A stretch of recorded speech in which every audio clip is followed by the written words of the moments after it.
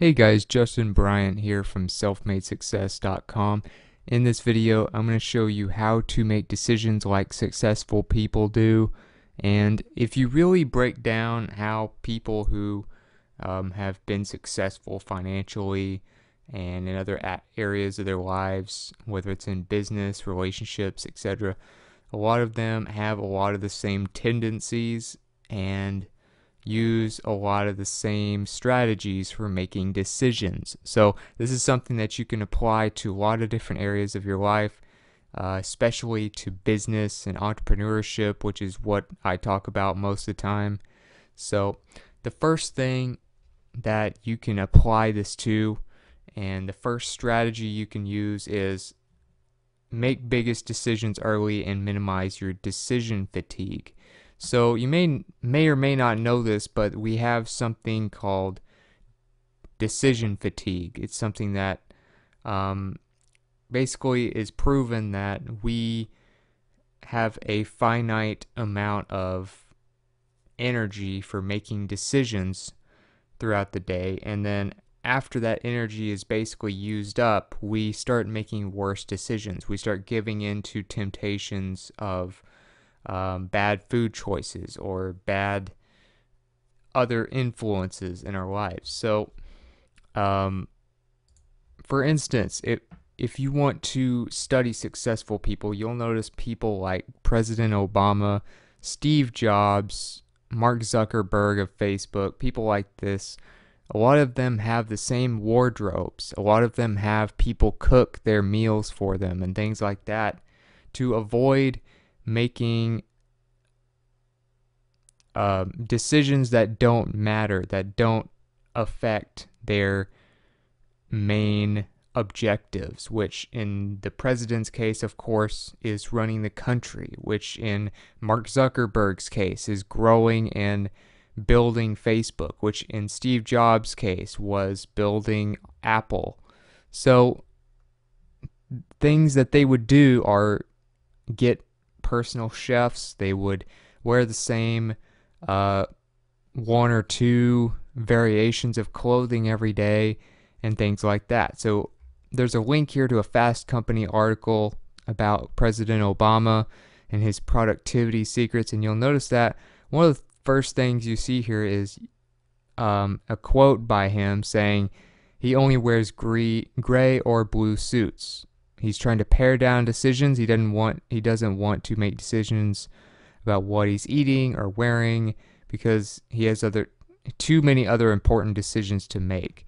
So this article kind of outlines some of his productivity secrets, but that's one of the main things he does is, or did when he was in office, is he would wear the same thing or the same couple of things every day, and that's just one less decision he had to make. That way, he's not using up and causing decision fatigue as much.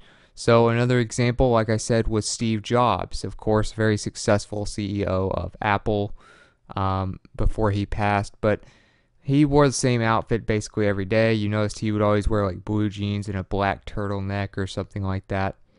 But while you might have made fun of his attire, he actually did this for a reason, like President Obama, to minimize decision fatigue. So it shows you that some of the smartest people in the world realize that decision fatigue is real, and they try to prevent it by paring down decisions like what they're going to wear, what food they're going to eat, and things like that. So avoid making minimal impact decisions in the morning. Try to get your biggest, most important ones out of the way so that you have enough energy to make them count and make them wisely. Number 2, ask yourself what you'd do if your emotions weren't involved. So try to make decisions logically. Try to make decisions based on the information you have, based on the experience you have, based on the experience of others around you who are qualified. Instead of your first emotional response. As human beings, we tend to make an emotional response to just about everything. In many cases, marketers use this to get you to buy products that you may or may not need, or to upsell you, or things like this. So one thing that you might do is try to remove your emotional response just by asking yourself what you would do if you were not being in an emotional state right now before making the decision. So have this question as something that's in the back of your mind. Have this question reminded to you anytime you have a big decision to make, whether somebody reminds you or your phone has a picture of it kind of as your background, or you have some other way of reminding yourself to ask yourself this question before you make a decision to remove your emotion. This article here really kind of gives you more of an idea of how this works and the science behind it. It's on Inc.com for Inc. magazine, and it's called How to Remove the Emotion from Decision Making. So it kind of gives you a process of what you can do, like creating your own decision-making rules, don't decide alone, a revolving door approach, which is kind of a strategy that you can do. But I'll have a link to this page for you. But what you basically want to do is just ask yourself what you would do if your emotions weren't involved. That will make you make much wiser decisions. Number 3, successful people gather as much information as possible, but they don't let that paralyze them. So, in other words, you need to gather as much information as quickly as possible. You need to know.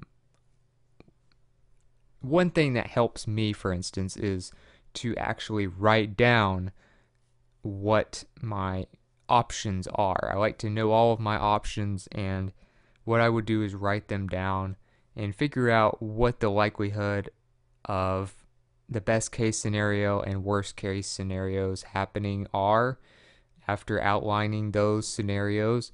But you want to go through these fairly quickly. You don't want to drag out a decision. You don't want this to make you make very slow decisions all the time, because you're not going to have time to get the most important things done if every single decision that's somewhat important takes you days, weeks, or longer to make. So don't let it paralyze you, and successful people know not to let that happen. A few tools that you might use for tracking and getting information that can help you, especially if you're doing business or marketing or something along those lines. And if you're a subscriber to my channel, you probably are interested in those types of things. One is Google Analytics. I use this a lot, especially for website decisions. The direction that the website should go in typically is made at least somewhat based on Google Analytics, telling me what people are doing on my website, how are they clicking, how long are they staying, what pages do they like the most, and things like this. So Google Analytics is a free tool I recommend if you want to make, say, like website decisions, blogging decisions, just about any type of marketing or branding decision. Also, Google Trends, another free tool that you can use, and it will tell you what's going on, where things are going in the different industries. So also, of course, if you're worried about a brand, a business, a cause that you want to pursue, what maybe you want to do about different things going into the future, Google Trends can help you figure out, okay, where is the world going? Where are these industries going? What is popular right now? What is getting more and more popular? And just knowing information like that can help you make very informed business decisions. So those types of tools are examples of some that you could use to make better decisions. But like I said, you want to make a list, map out your options. What's the worst case scenario? What's the best case scenario? What is the likelihood of these happening, and things like that. Number 4, think about the most important things you want to accomplish. So there's certain things that you have to keep in mind when you're making a decision, and you have to prioritize what you want to accomplish. Now, obviously, most decisions in many cases won't be able to accomplish everything that you want to achieve with the decision. You're going to usually have to compromise. This is one thing many successful people have learned. This is something I've had to learn. And I'll give you kind of an example of some questions you could ask. So when it comes to when you're weighing your options and things like this, here's a few criteria that you could use. How does this decision benefit me? How does it hurt me? How does this benefit, let's say, my customers, my family, my spouse, blah, blah, blah, whoever this decision is about? How does this hurt? Same thing, fill in the blank. Does the decision reflect my values? Now, this is a huge thing. Just about everything you do or everything your company does is based on values, and that is one thing that you always want to keep in mind. And so, what are the values of your company? What are the values of yourself? And how does this decision reflect that? You do not want to ever compromise your morals or your values, because you will regret it later on, even if you have temporary success at the beginning. Would I regret making this decision? Is this a decision that would keep you up at night? Or is it something you'd be ashamed of if others found out? Those types of things you need to consider. Would I regret not making this decision? Would you be asking yourself, what if I had done this the rest of your life? That could be something that could be a problem. Does this decision reflect my values? So, obviously, does this decision reflect my values is on there twice, but these are a few great questions I found just kind of reading up on a few articles. But one thing successful people do, as listed here, are they keep their values in mind. They figure out exactly who this needs to benefit, who this would hurt, who wins, who loses, if anything, or if anyone at all does. What are the main criteria behind this decision? So prioritize those things and figure it out. Number 5, get outside perspectives from qualified people. And when I say qualified people, now a lot of people will tell you, oh, if you're going to make an important decision, get outside perspectives. Don't just rely on your own all the time, because you may end up with tunnel vision without realizing it. But the thing is, you can get bad advice very easily, and a lot of times it can be difficult to find good advice, quality advice that can actually help your decision. So one thing that you definitely want to keep in mind is just, this is a great quote here that I found that really outlines this.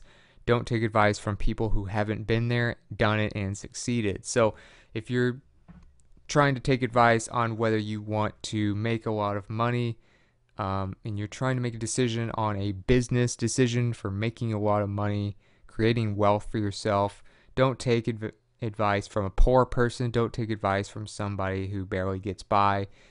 Don't take money management advice from somebody who blows all their money. Don't take relationship advice from somebody who's been divorced 5 times.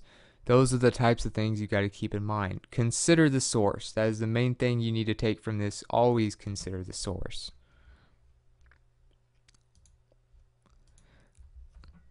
Another thing you want to do is refer to a process that works for you. So this is something that I've found is very helpful.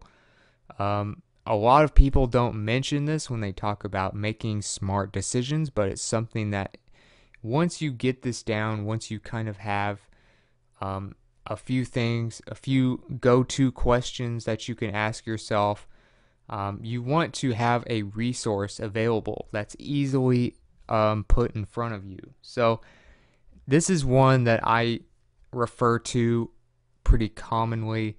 And basically what it is when you're presented with something that you need to make a decision on, for instance, this is for your personal life. Will you enjoy this? If yes, put it on the calendar. If no, okay, is it income generating? If yes, can it be outsourced? If yes, request assistance because time is extremely important to me. If no, refer it and put it on the calendar. If no, on the will I enjoy this and is it income generating? Do I have an obligation to do it? So I won't enjoy it. It won't make me money, but do I have an obligation? Is it something I have to do for my family? Is it something I have to do to maintain a relationship with someone? Is it a certain sacrifice that I really need to make? If yes, can somebody else do it for me? Do I need to do it myself? If I have to do it myself, put it on the calendar. If the answer is no to all three of those questions, then eliminate it from your life completely. This is a great, just easy, quick resource that you could use. I'll have a link to this for you, but it's great to have like as the background on your phone or as just saved on your phone or something like that or on your computer so that you can just constantly refer to it when you have a big decision kind of looming over you of whether you want to do something or not. And last but not least, you need to constantly be working on your knowledge, your wisdom every day. You want to be, for instance, being 1% better every day can really compound and make you an extremely advanced person compared to most other people in the world. People like this that try to improve themselves a little bit every day obviously will make much better decisions. And most successful people, things they do like reading, like meditation, they work on themselves every day to become a little bit better, to have an edge over the others, and to make better decisions and to be wise in the way they live their lives. So reading a lot really helps with that because you're not always going to get experience in every single thing that you need because you only have so much time. So reading about the experiences of others helps you make better decisions. So I actually have a book list that I recommend for you, and it has over 50 books that you could refer to that I've read that many successful people refer as their top books. So we have Think and Grow Rich, The 4-Hour Workweek, Psycho-Cybernetics, The Science of Getting Rich, The Power of Your Subconscious Mind, Rich Dad Poor Dad, good, great. There's a lot of great books on here, bestsellers. Pretty much every one of them is a bestseller, and they will help you become a much wiser person, therefore make much better decisions, just like successful people do. On top of this, 10 reasons why people who read a lot are more likely to be successful. You might want to read this on lifehack.org in your spare time. But just to kind of go over it quickly, they have increased focus. If you read a lot, you tend to set goals. You tend to spend time more wisely. You tend to have a better perspective. You tend to be more reflective instead of just reactive. You tend to have incredible writing and speaking skills. Reading from others who are very highly educated, you tend to start thinking and writing and reading like them and speaking like them. You tend to improve your memory, stay fresh. You're more educated and informed, of course, and it helps you relax in many cases. So reading has a lot of benefits, but mainly it helps you become wiser and make better decisions. And one other thing that I know I would probably get some comments about if I didn't mention it in this video is whether or not you should sleep on your decisions. I know this is a common piece of advice for making decisions, big decisions especially, but it turns out after a Harvard study was done, and this is the proof of it, it's on the today.com blog. I'll have a link to this page for you so you can read it yourself, but Harvard Business School actually did a study that says sleeping on a decision may have created more positive thoughts about a choice that you already made or something like that, but it doesn't necessarily make you make better decisions. So those types of things those types of advice, they don't necessarily have the science to back them up. So sleeping on it doesn't necessarily mean you're going to make a better decision. Obviously, sleep is important. That's not the point. But sleeping on a decision that you haven't made yet, the point of this study by Harvard University is that it proves that it's not actually something that has much of an effect. So, sleeping on a decision, not part of the routine really for successful people. It doesn't really work that well. Don't worry about whether you should sleep on it or not. But if you follow these 7 strategies, like reading daily about things that could help you become a wiser person, refer to a process that works for you, like using a visual like this, a chart, or a set of questions, getting outside perspectives from only people that are qualified. Think about the most important things you want to accomplish, of course. Things like your values, your company's values, keep types of things like that in mind. Gather as much information as possible, but don't let it paralyze you too much. Ask yourself what you'd do if your emotions weren't involved. Obviously, emotions can really complicate things, and make your biggest decisions early in the morning and minimize decision fatigue like Obama, like Steve Jobs, and Mark Zuckerberg did. Doing those 7 things can really make you much wiser in your decision making. So if you got something from this video, if you feel like you learned something that can help you even a little bit, please like and subscribe so I can create more videos like this for you. Also, if there's something you want to add to this, you want to expand on the topic, or just let me know what you thought about the video, let me know in the comments. I'd love to hear from you and get your feedback and improve this topic and expand on it for people. And all of the resources, links, show notes, and related content to this video will be at selfmadesuccess.com on one page for you under the same title as the video, of course. And I will also have a link to that page in the YouTube video description for you. So that should help you at least get the most out of this subject. Other than that, I hope you enjoyed the video, and I hope you have a great day.